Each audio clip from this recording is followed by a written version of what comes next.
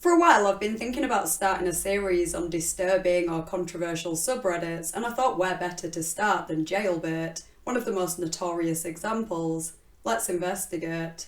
If you enjoy internet mysteries and generally disturbing content, feel free to subscribe and turn on notifications for more content like this. I also have a Patreon and a PayPal, so if you're interested in supporting the channel, feel free to check those out, links will be in the description.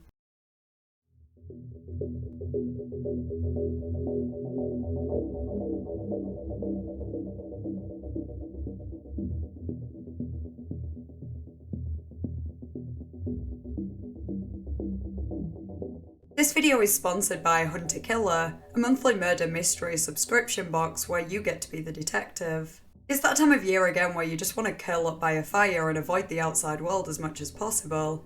If, like me, you've watched just about every true crime show on Netflix, why not put your skills to the test and try solving a case yourself? In the current season, you'll be investigating the death of Beth Ferris Hendricks, which was initially ruled an accident, but her sister Gwen believes she was murdered. You'll receive various documents, including letters and the police report, plus other physical items like a notebook and a souvenir, which really help to immerse you in the story. I don't know about anyone else, but each Christmas I get less and less bothered for presents because they just clutter my house up. Maybe that's just me getting old, but Hunter Killer is a unique alternative to the tat you end up getting people that are hard to buy for. It'd also be a really fun and engaging activity to do with your family on the day. Just make sure you order by the 13th of December to ensure your box arrives by Christmas. Hunter Killer may be best known for their monthly subscription boxes, but they have plenty of other one-off mysteries and box sets, perfect if you don't like subscriptions or you're too impatient to wait a month between each delivery. If you needed another reason to give it a try, part of the proceeds from every box goes to the Cold Case Foundation, so you can solve a fictional crime while supporting the resolution of real cold cases. Right now, you can go to hunterkiller.com/internet investigators, the link is in the description, and enter code INTERNET for $10 off your purchase. That's hunterkiller.com/internet investigators and code INTERNET for a $10 discount. This whole video centres around a subreddit dedicated to sexualising underage girls. I don't go into much descriptive detail, but viewer discretion is advised regardless. You can head over to my Patreon for an uncut version of this video, which includes extra details that some might find particularly distressing.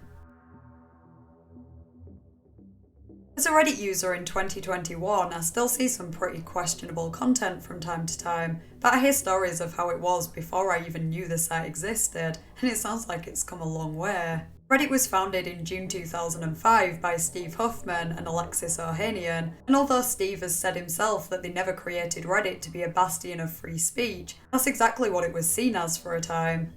At first, they were hesitant to allow adult content on the site, mostly because they didn't have enough employees to be able to moderate it thoroughly and remove any illegal content. But by the beginning of 2006, the Not Safe for Work subreddit was the second most popular community, beaten only by Reddit.com. It wasn't until January 2008 that Reddit allowed users to create their own subreddits, and that was where things really started going downhill.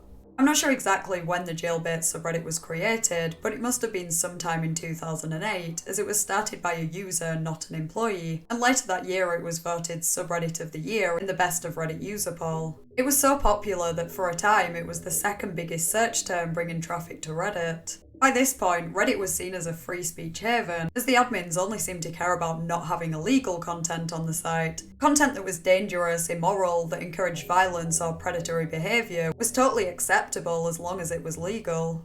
Jailbait was amongst various other controversial communities that wouldn't be allowed today, some of a similar nature but debatably even worse, like PicsOfDeadKids, and others revolving around beating women, assault and racism. Jailbait is long gone now, but its reputation precedes it. If you somehow haven't heard of it, allow me to attempt to explain without throwing up. The whole point of this vile subreddit was to share images of underage girls, either in underwear or bikinis, or in suggestive positions. Some of these photos were found on Facebook, meaning that people were either posting photos of young girls they knew in real life, or they were actively seeking out underage girls on social media. As for the rest, I imagine some were found elsewhere online and others were taken by the people who were posting them, either without consent or under the guise of an innocent photo.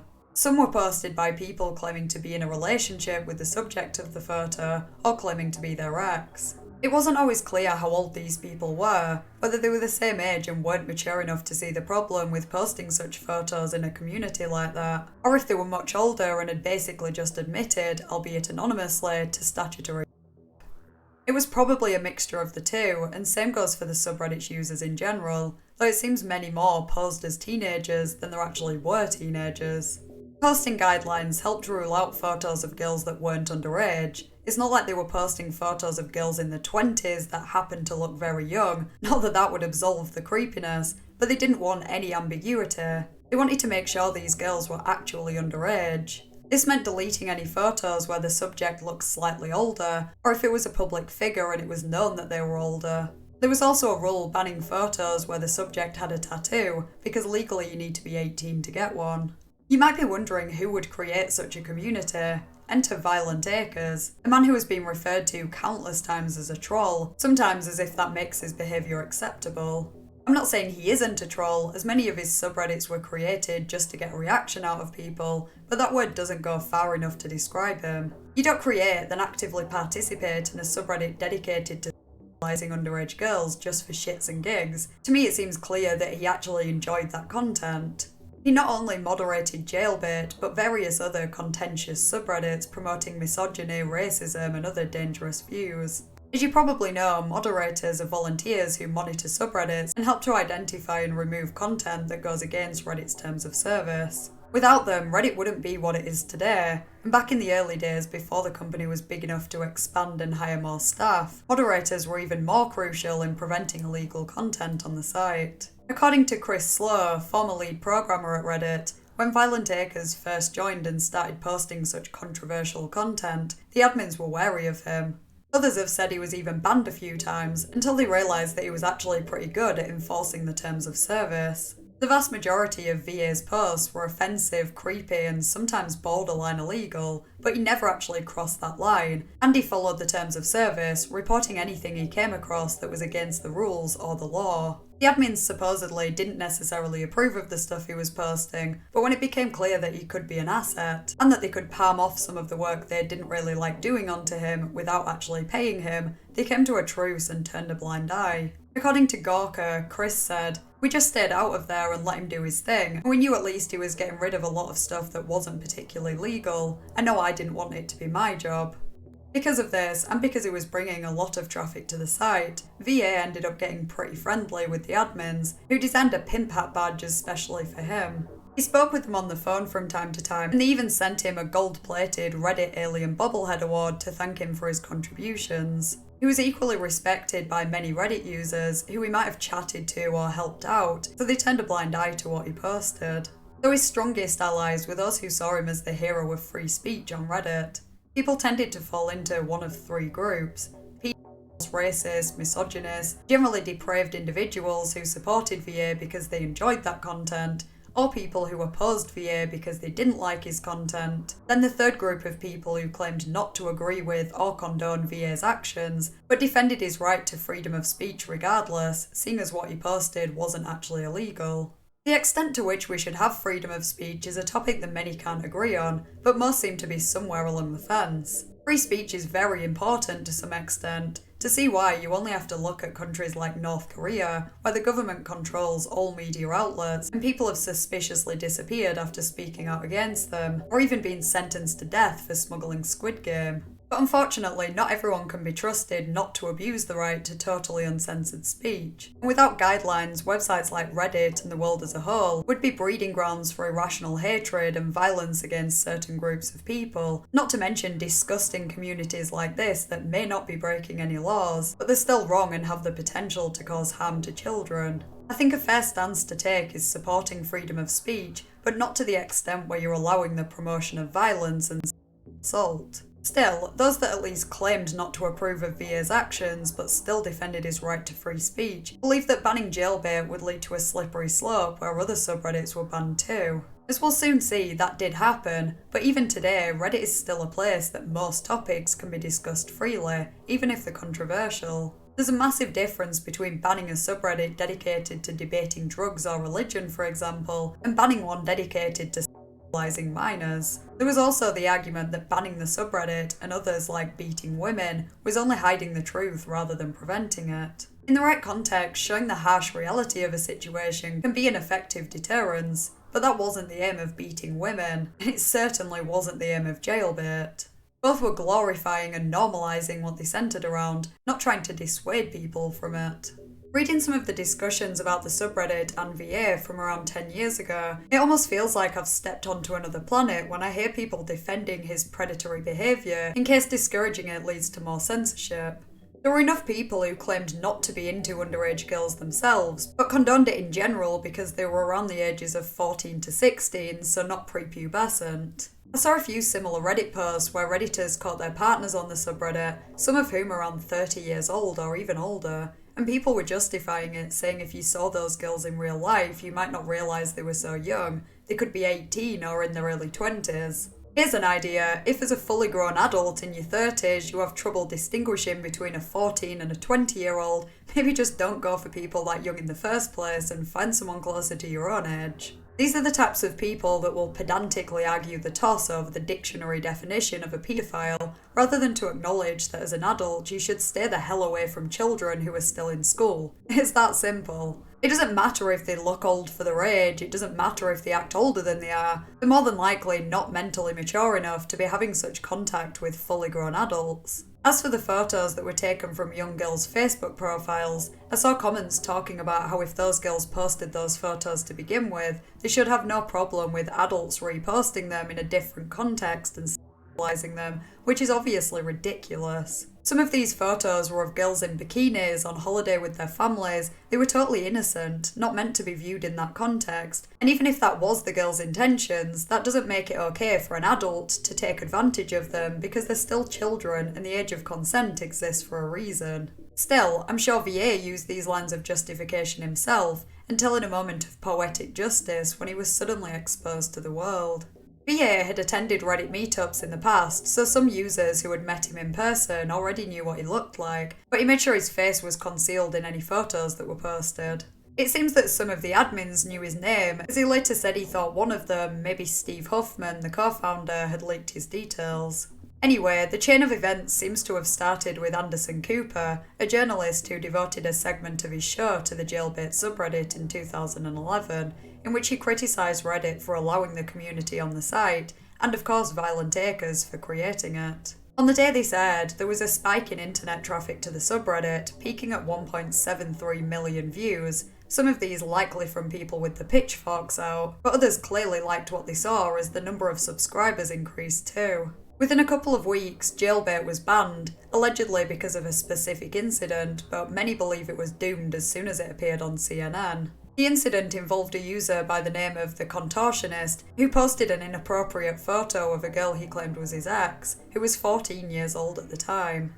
In the comments, he revealed he also had nude photos of her, causing more than 30 users to ask him to send them in a private message. It seems that he actually did, because next thing you know, the admins were investigating alleged CP distribution and ended up closing the sub down for causing it. VA was such a respected member of Reddit at this point that the admins had the courtesy to give him a heads up before they shut it down. There was nothing he could do to prevent it, but it didn't cause him to see the error of his ways, and he continued defending the legality of it and his right to share such content. In August 2011, VA posted a photo on the Beating Women subreddit that horrified other users, who then shared it, asking Reddit to ban that kind of content. By this point, enough people were out for blood that VA's doxing was probably inevitable, but it wouldn't be until October that Adrian Chen from Gawker publicly revealed his name, Michael Brutsch. This came after the Creepshots subreddit, which he moderated but didn't create, gained widespread notoriety. It revolved around candid and inappropriate photos taken of women, mostly upskirting by the sound of it, which by the way was totally legal in the UK until April 2019, and remains legal in some states in the US today. Users tried to justify the sub's existence by saying that people often take photos of others in public without their consent, and that you can't expect to have privacy when you're out in public. Just like with Jailbait, they'd highlight that what they were doing wasn't illegal, even though the word creep in the title should be enough to tell you that something's not right. The subreddit had existed for a while, but was a relatively small community, and only gained significant attention after Christopher Bailey, a substitute teacher from Georgia, posted photos of his underage students. It sounds like at least one of these girls actually came across the photos herself, as she filed a complaint, which led to Christopher getting fired. An investigation revealed that he had sent multiple inappropriate messages and nude photos to girls as young as 16, and publicly made inappropriate comments on young girls' photos. Christopher was caught after a group of anonymous Redditors decided to dox various predators on Reddit and report them to their bosses and the local authorities. All this information was gathered on a Tumblr blog titled Predators. One of the Creepshots moderators condemned the teacher's actions and reminded everyone only to post photos of women who looked over 18, though it seems that photos of underage girls made their way onto the sub pretty frequently. Some estimated that around 40% of the top posts showed women younger than 18, and mods didn't care. Creepshots wasn't banned instantly, but that incident seems to be the reason it soon was. Members of Shit Reddit Says allegedly doxed a Creepshots moderator and threatened to destroy his life if he didn't delete the subreddit. Rumours soon emerged that Adrian Chen had discovered Violentacrez' real identity and was planning to expose him. As we now know, they were correct, and he later revealed that Michael had begged him not to make the information public because it had ruined him, and everyone would think he was a and a racist. If the shoe fits, though. Adrian didn't care though and published an article revealing the info, which divided Reddit. Many users who had previously supported VA because free speech were now trying to ban links to the Gawker article on Reddit, effectively attempting to censor it. They were spitting the dummies out now someone had been doxed because, in their mind, that was immoral. It wasn't illegal, but they didn't like it, so they didn't want it on the site. The exact same argument they opposed when it came to the presence of borderline CP and inappropriate photos taken without consent. The following week, Michael agreed to an interview with CNN, and I'm not one to judge someone by how they look, but to be honest, I wasn't surprised one bit. He revealed himself to be a pathetic 49-year-old man from Texas whose highlight of the day is looking at material that verges on CP and attention-seeking for internet points. He was married with children and had been employed as a software programmer at the same place for 7 years until he was revealed as Violentacrez and got fired. When speaking with Adrian Chen, Michael made it clear that he didn't regret what he'd done and would stand by it, but he seemed to take a slightly softer approach in the CNN interview. He said he was sorry, acknowledged he'd made mistakes, but if anything it just seemed like damage control, and he only seemed to care that his life was ruined because he'd been outed. He made the fair point that Reddit enabled and almost encouraged his behaviour, but he didn't take full responsibility and didn't seem to understand that there's a serious problem with promoting that kind of content in the first place. He talked about using Reddit as a filing system for various types of inappropriate content, claiming to have created around 600 subreddits, a point he highlights to downplay his interest and involvement with Jailbait. He was at a point where he saw Reddit as a game and believed he had a gift for pushing people's buttons, which he used as a way to unwind after a long day at work. Michael had to consciously remind himself to separate Michael from the Violentacrez persona and would refer to VA in the third person. For example, he'd start out saying a sentence like, "My first thought was," then quickly correct it to, "Violentacrez' first thought was." He doesn't get directly asked if he's really into the Jailbait content or if it's just another way to troll people, but he generally seems to focus on the latter when explaining his motives. By the end of the interview, he really starts to play the victim and talks about how it's only going to get worse for him. He's already lost his job and his health insurance, but he's going to lose his home and his wife is disabled. She knew about his online persona and the type of content he posted, by the way. There was a dedicated group of Redditors that were totally behind him, believing that it was an outrage that he had been doxed and that he was entitled to his online privacy, even though he clearly had no respect for the privacy of God knows how many women and children that ended up on those disgusting subreddits. If Michael was simply exercising his right to freedom of speech, and there was nothing wrong with the content he was promoting, why did he have to hide behind a computer screen and a fake name? Why wouldn't he proudly and openly admit who he was from day one? You'll notice how so many of these weirdos heavily rely on the legality of their actions and not the morality. They argue that providing they're not breaking the law, they should have the right to freedom of speech and expression, no matter how taboo or damaging the content they're posting is. The problem with this is that society has to realise the error of its ways before something gets made illegal, and often the law is well behind the moral awakening. We mentioned earlier that upskirting was legal in the UK until 2019, and it still is in some US states today, yet I think the vast majority of reasonable people would agree that that doesn't and never did make it acceptable. On the other side of it, laws existed for hundreds of years that seem ludicrous to most of us today. It's crazy to me that when my mum was born, homosexual acts were illegal in the UK. You could literally be sent to prison if you got caught. Even when it was decriminalised in 1967, that was under specific circumstances. They had to take place in private, meaning in a private home, not a hotel room, when no one else was in the house at all, even in a different room. The age of consent was 21 too, compared with 16 for heterosexual acts. Point is, the law today provides decent guidelines for behaviour, but it's not perfect, and there are many legal things that should be illegal and vice versa. You shouldn't be trying to look for loopholes when it comes to exploiting and potentially causing harm to people, particularly children, using free speech as an excuse to be a creep. The implications of the normalisation of this content go way beyond the protection of free speech. The thought of a young girl finding one of her photos on such a gross subreddit is bad enough, but we already know that some users were posting photos they took themselves, meaning they were in a position in real life that they were able to exploit children.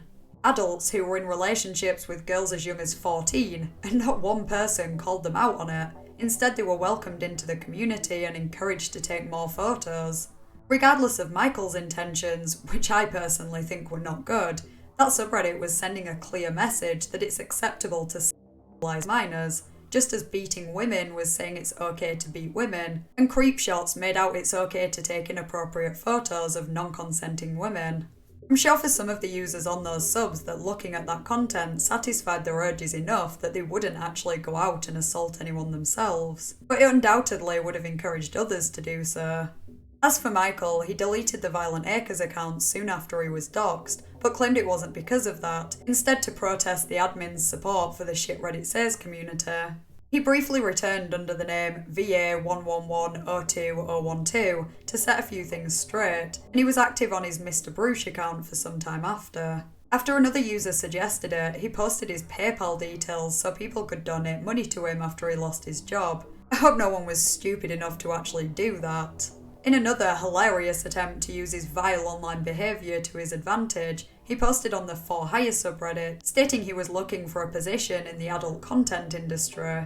He highlighted that he had 5 years' experience building and maintaining adult communities. I don't know if his audacity paid off, as it looks like his account was deleted not long after that, and there doesn't seem to be much information online about him at all since then. Michael created a website in 2007 that showed his resume and was updated over the years. He'd never mentioned any experience in adult entertainment, so I'm guessing no one picked him up on that after all. Or maybe he just didn't think it was relevant to the type of job he was looking for at the time. It looks like he was out of work until January 2013, at which point his work experience is listed as Brutsch Consulting, presumably his own company.